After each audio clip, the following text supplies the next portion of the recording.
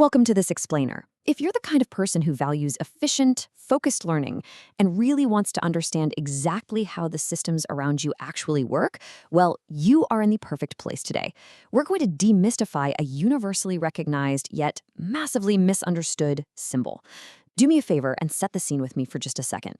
Picture this. You're enjoying a perfectly peaceful drive. The road is totally clear, you're making great time, you've got the music going, and you are relaxed. Everything feels completely under control. And then, entirely unprompted, your dashboard decides to interrupt that peace. I mean, I have to ask, have you ever had your peaceful drive completely ruined by that sudden, dreaded orange glow? It literally just appears out of nowhere.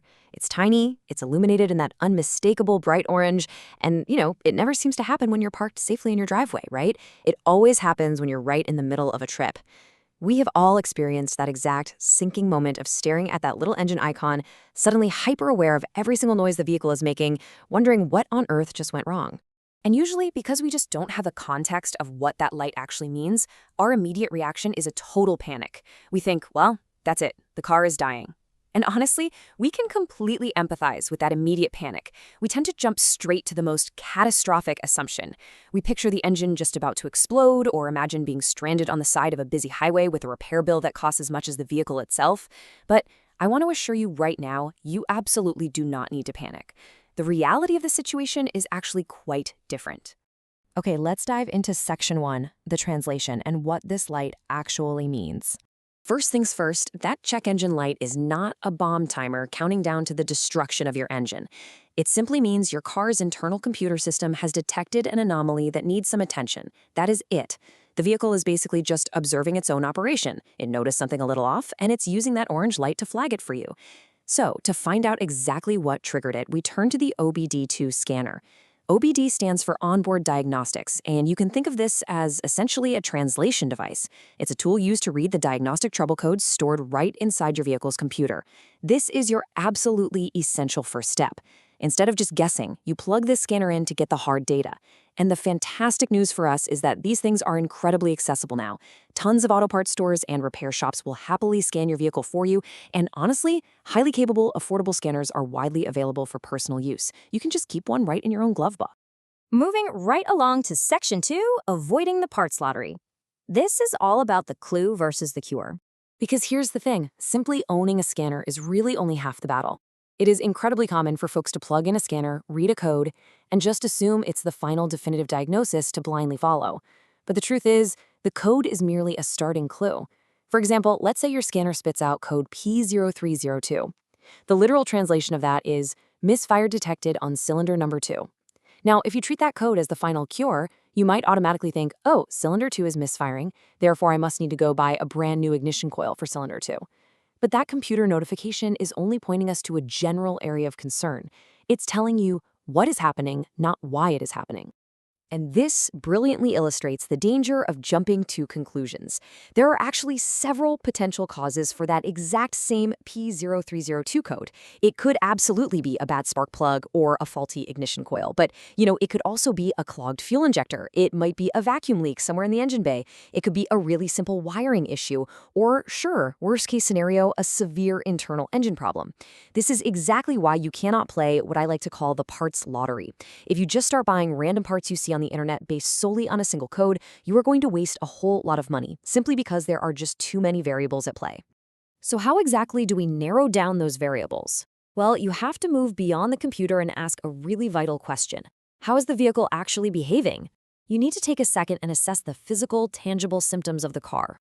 Is the engine running rough? When you're stopped at a red light, is the car physically shaking? Have you noticed your fuel economy suddenly dropping off a cliff? Or maybe you're losing power when you try to accelerate. Combining that digital clue you got from the scanner with these physical symptoms is what actually helps you narrow down the real issue and pinpoint the true cause. Which brings us to Section 3, assessing the threat level. Steady versus flashing lights. Before we go trying to diagnose specific components, we have to address immediate urgency, because this dictates exactly how you need to react in real time while you're sitting in the driver's seat. There is a paramount difference here. If the check engine light is steady and the car seems to be driving totally normally, you generally have a little more breathing room. You've got some time to arrange a proper inspection. But contrast that with a flashing light. you must take a flashing check engine light incredibly seriously. A flashing light actively indicates a severe active misfire. If you see this happening, you need to avoid any unnecessary driving immediately. Literally pull over when it's safe. If you keep pushing the vehicle while that light is flashing, you run a massive risk of causing incredibly expensive damage to your catalytic converter.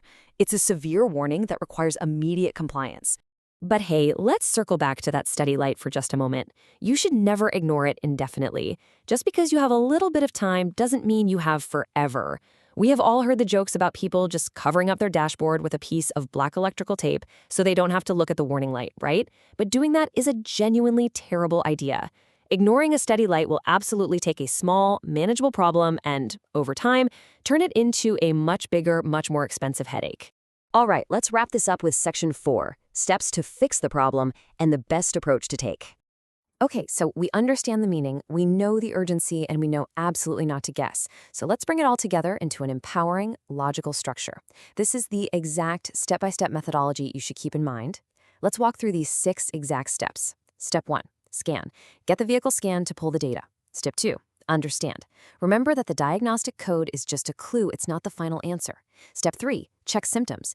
Pay close attention to how the car is physically driving. Step 4, test. Actually test the likely causes rather than just guessing and throwing parts at it.